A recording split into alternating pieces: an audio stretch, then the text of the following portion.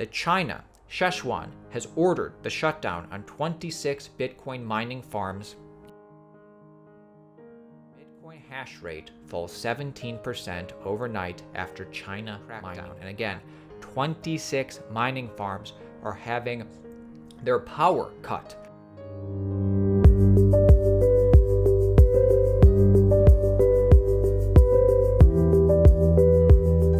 Emergency press conference. China potentially banning Bitcoin mining. What does it mean?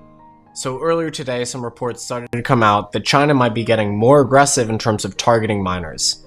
This isn't a surprise. This is a continuation of what had already begun.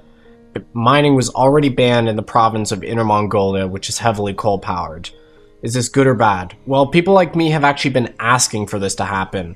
Anticipating it, I was looking forward to it, and I'm glad that it's happening. First of all, it reduces China's ability to potentially influence Bitcoin. There was an outside chance that at some point they would use the China domiciled hash rate to launch an attack on Bitcoin. This wasn't really something that I thought was very likely, but now by continuing to ban mining in China, they're not going to have any leverage or ability to do that.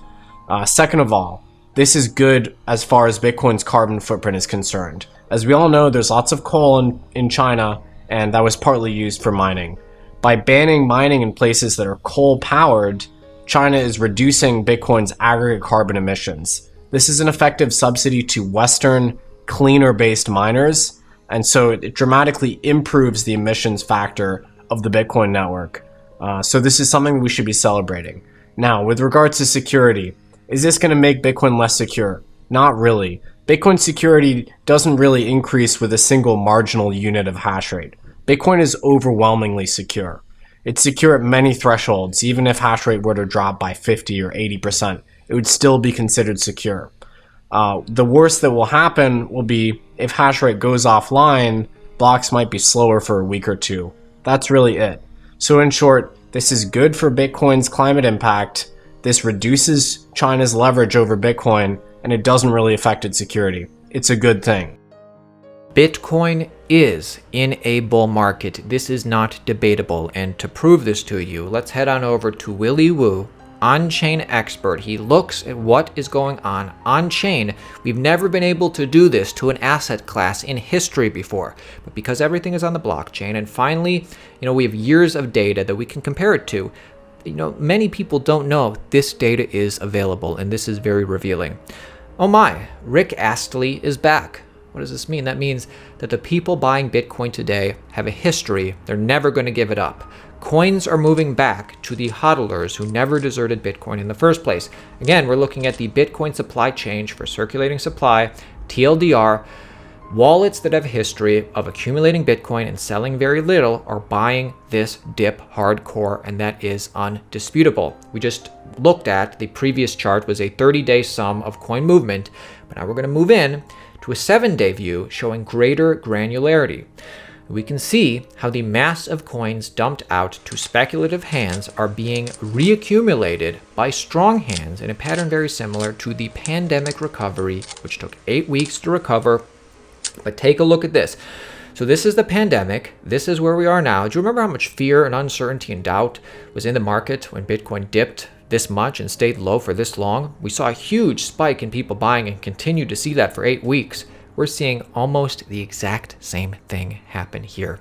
So let's move forward. So who is selling? Well, who isn't selling? The whales aren't selling. Sharks aren't selling. Dolphins aren't selling. Big hodlers are hodling. Check this out. So entities with a balance of 1K to 10K, they sold a little bit. These were like the newer whales back here, but now they're not selling at all. Big hodlers are hodling. Supply held 100 Bitcoins to 1,000 Bitcoins. Again, they have stopped selling. In fact, they even bought a little bit more. Big holders are hodling. How about octopuses and fishies? Well, they're stacking the dip as well. These are entities with a balance of 10 to 100 Bitcoin. And again, there was an initial sell-off, but what we've been seeing in the past couple weeks is this, up. This is what we like to see. Let's go even further. Crabs are stacking as hard as their little shells will let them. And again, yes, there was this initial sell-off, but we need to check out what is actually going on today. And the dip is being bought right here. You cannot deny this. Moving forward, let's talk about us. Let's talk about the shrimps. Shrimps are taking their lead and stacking like there's no tomorrow, especially in the latest dip. They continue to stack, and when the price dipped, they stacked even harder. User growth, as strong as ever on the network.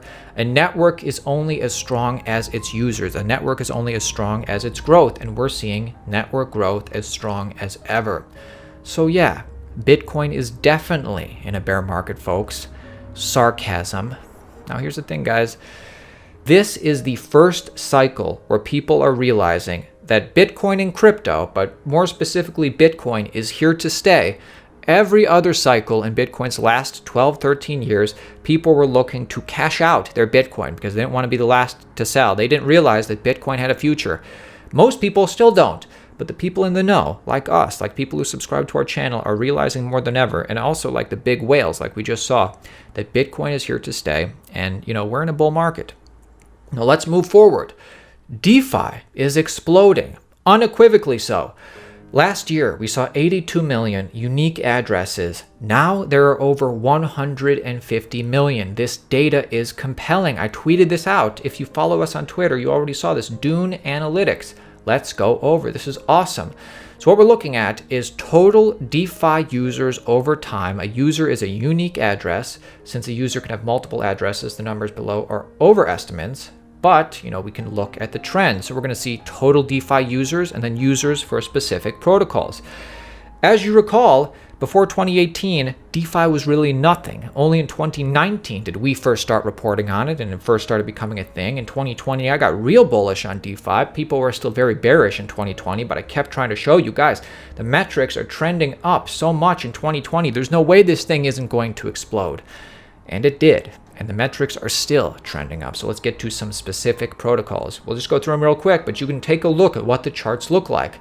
Total Uniswap users over time, total Compound users over the time, parabolic, total 1-inch users over time, total SushiSwap users over time. And there was a time, by the way, when just, before this parabolic increase, when, in the middle right here, when this looked like a parabolic increase or this looked like a parabolic increase. So total Balancer users, total Kyber users, MakerDAO, Aave, DYDX, Curve, basically everything on DeFi Pulse, Tornado Cash, Instadap, 0x, Yearn, Bancor, pulled together. Go through this yourself. Follow us on Twitter and you will see that DeFi is exploding and the users are exploding.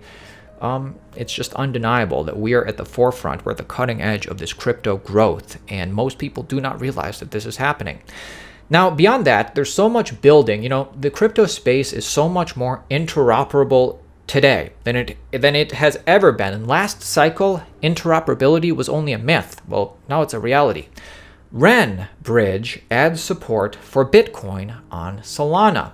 So I believe prior this was only available for Ethereum. Well, now they're interoperable with Solana as well. Ren has launched a direct bridge to Solana. It allows users to move tokenized versions of Bitcoin and other assets onto the Layer 1 Solana blockchain. They can do this on Ethereum and Solana now. This is only going to get more interoperable. This is pretty interesting. CoinShares, a reputable company, a reputable data firm, and I'll show you. Basically, Cardano and Stellar Lumen have captured the attention of institutional investors. We already know that institutional investors buy Bitcoin hardcore, buy a little bit of ETH. Beyond that, I found it rather interesting. This is the CoinShares data. You can take a look at this yourself. It breaks it down into specific institutions. But the point is that institutions have been buying Cardano and Stellar Lumen, and that's interesting to note. By the way, smart contracts for Cardano are about 90 days away. And also 2 months ago, you probably remember this if you subscribe, 21 Shares launches Stellar and Cardano ETPs, very similar to ETFs where you just have to buy the ticker. This is a global first for both. So Cardano and Stellar still in the game. Personally, I like Cardano more than Stellar, but we watch them both on this channel and anything could happen.